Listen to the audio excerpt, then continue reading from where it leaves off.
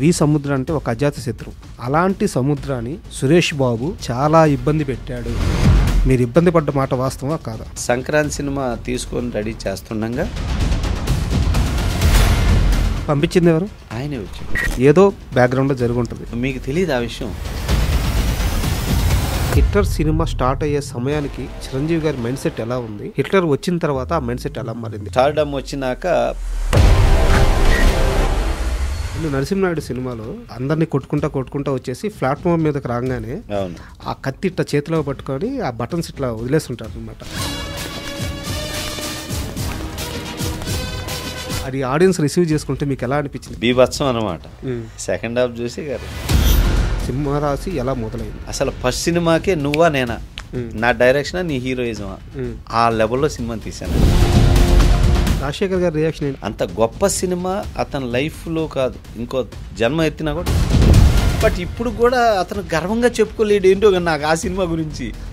ఏదో అంకుశం అని చెప్తాడు, ఆ అంకుశం మర్చిపోయారు జనం. ఎవడైతే నాకేంటి సినిమా వల్ల మానసిక క్షోభ అనుభవించాడు వి సముద్ర. ఈ సినిమా సక్సెస్ రేపు డైరెక్టర్ పట్టుకుపోతాడు. ఈ పేరు డైరెక్టర్కి వెళ్ళకూడదు. రెమ్యునరేషన్ పూర్తిగా ఇచ్చారా, సగం ఇచ్చారా? సగమే. అది కూడా అడగలేదు. అది కూడా అడగలేదు. ఫస్ట్ టైం నా జీవితంలో సెట్ నుంచి వెళ్ళిపోయిన సినిమా అదే, శివరామరాజు. ఆ సినిమా షూటింగ్ టైంలో హరికృష్ణ గారితో మర్చిపోలేని ఒక ఇన్సిడెంట్ ఏదైనా ఉంటే చెప్తారా? అమ్మవారి విగ్రహం సీనే తీస్తున్నా, షాట్ పెట్టి కెమెరా ముందుకు వెళ్ళంగానే ఒక పెద్ద అరుపు, ఏ అని చెప్పేసి. ఆ సినిమాలో ఒక్క చాట కావాలి హరికృష్ణ గారి విషయంలో గుండె జల్లు మందండి. యాక్సిడెంట్, ఈ లారీ ఇలా రావాలి, హరికృష్ణ గారు ఇలా రావాలి. ఈ షాట్ చేస్తున్నాం, హరికృష్ణ గారికి యాక్షన్ చెప్పగానే లారీ కదిలింది, ఈయన పరిగెత్తాడు, టమాటా మీద కాలు పడి స్లిప్ అయ్యాడు. భయపడ్డారు ఆయన. కొంతమంది హీరోలు చేయరు, భయపడి పారిపోతారు.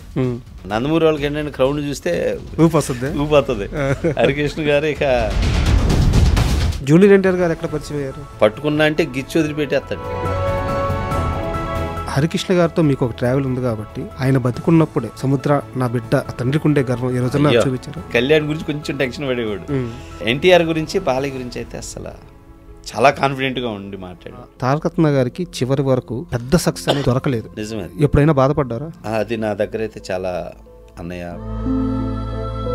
తను ఇంకొక 10 రోజుల్లో చనిపోతాడు అనగా 3 lakhs అడ్వాన్స్ కూడా ఇచ్చాను. ఆయన చనిపోయిన వార్త తెలియంగానే మీ రియాక్షన్ ఏంటి? తట్టుకోలేదు.